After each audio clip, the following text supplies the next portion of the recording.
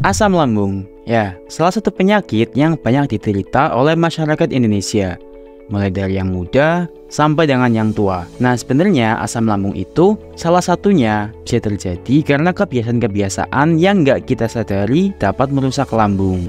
Nah, di video kali ini kita akan bahas kebiasaan apa aja sih yang nggak disadari bisa merusak lambung kita.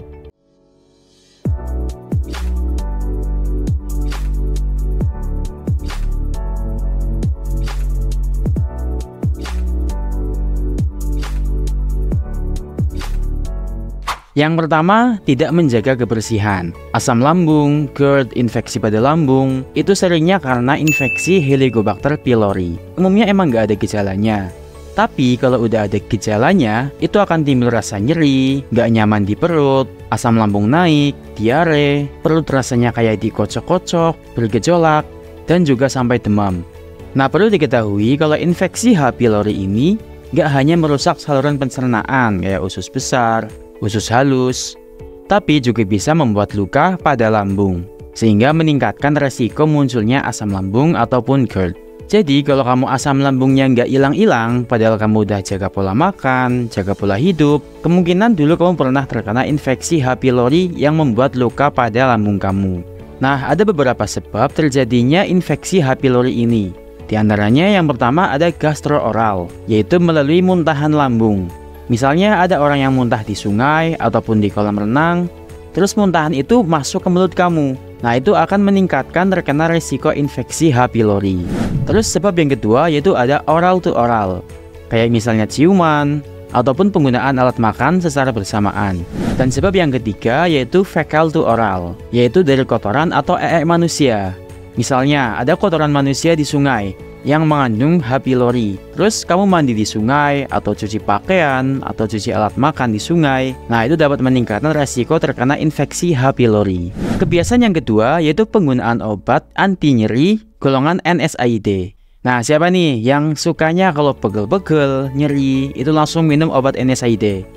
Emang sih kalau lagi pegel, badan nyeri, kalau minum obat NSAID itu rasanya enak banget. Pegel langsung hilang, nyeri hilang. Tapi padahal kalau penggunaan NSAID secara berkepanjangan itu bisa meningkatkan risiko terjadinya luka pada lambung dan juga pendarahan pada saluran pencernaan.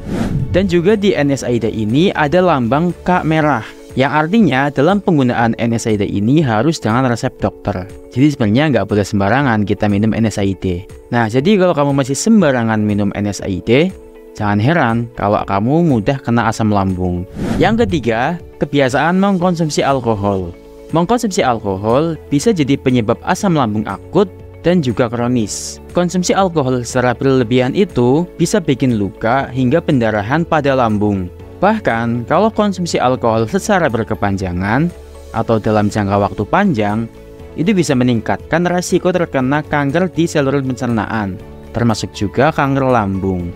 Kebiasaan yang keempat yaitu merokok. Nah, merokok ini juga menjadi salah satu penyebab munculnya gastritis atau asam lambung kronis, dan juga bisa menyebabkan ulkus lambung atau luka pada lambung. Kebiasaan yang kelima yaitu konsumsi steroid. Mengkonsumsi steroid ini juga menjadi salah satu faktor yang bisa meningkatkan terjadinya luka pada lambung. Mengkonsumsi steroid ini juga merupakan salah satu faktor yang bisa meningkatkan terjadinya luka pada lambung. Nah, apalagi kalau steroid ini digabungin sama NSAID. Wah, udah tuh kombinasi yang klop banget buat merusak lambung. Apalagi kalau minumnya dalam keadaan perut masih kosong. Udah tuh paling 3 atau 4 hari aja udah dapat meningkatkan resiko kerusakan pada lambung. Nah, kalau kamu misalkan masih mau ataupun pengen konsumsi steroid dan NSAID ini untuk mengobati pegel-pegel, nyeri, alangkah baiknya atau sebaiknya dikonsultasikan dulu ke dokter. Dan juga jangan lupa sebelum minum obatnya, kamu harus makan terlebih dahulu. Jangan sampai minum NSAID atau steroid dalam keadaan perut masih kosong. Kebiasaan selanjutnya yang dapat merusak lambung yaitu terlalu banyak mengkonsumsi suplemen kalsium maupun suplemen vitamin D. Mengkonsumsi suplemen kalsium, vitamin D itu emang bagus banget buat kesehatan, asalkan masih dalam dosis yang wajar. Beda lagi ceritanya kalau konsumsi suplemen kalsium ataupun vitamin D secara berlebihan, justru dapat meningkatkan munculnya luka atau ulkus pada lambung. Nah, hal ini bisa terjadi karena kadar kalsium yang tinggi itu dapat membuat produksi asam lambung dalam tubuh semakin meningkat. Kebiasaan selanjutnya yaitu pola makan yang nggak teratur.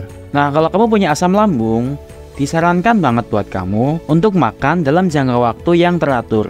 Misalnya, kalau sarapan pagi jam 7 sampai jam 8, makan siang antara jam 12 sampai jam 1, dan makan malam antara jam 5 sampai jam 6. Nah, usahakan waktunya itu teratur dan juga stabil.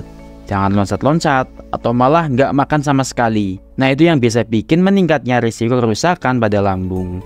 Kebiasaan selanjutnya yaitu mengkonsumsi makanan yang dapat mengiritasi lambung. Mungkin bagi sebagian orang, makanan-makanan ini nggak ada efek bagi lambung mereka. Tapi, bagi sebagian orang lagi, makanan ini dapat memicu atau meningkatkan produksi asam lambung pada tubuh. Nah, makanan ini contohnya seperti makanan yang pedas. Terus ada juga kafein yang ada dalam teh maupun kopi. Terus ada juga makanan yang bersifat asam. Contohnya kayak buah-buahan yang rasanya kecut atau asam, daging merah, kafein, minuman berkarbonasi, minuman bermanis. Nah, itu semua adalah makanan yang apabila diproses dalam tubuh akan meningkatkan kadar keasaman pada lambung. Dan kebiasaan yang terakhir yaitu stres atau depresi. Stres, emosi yang berlebihan, itu juga menjadi salah satu penyebab asam lambung naik pada saluran pencernaan. Sedangkan untuk depresi sendiri, selain dapat merusak lambung, juga dapat meningkatkan resiko terjadinya kanker pada lambung. Nah, makanya buat kamu yang suka stres, depresi, galau, mulailah hidup dengan santai dan bahagia.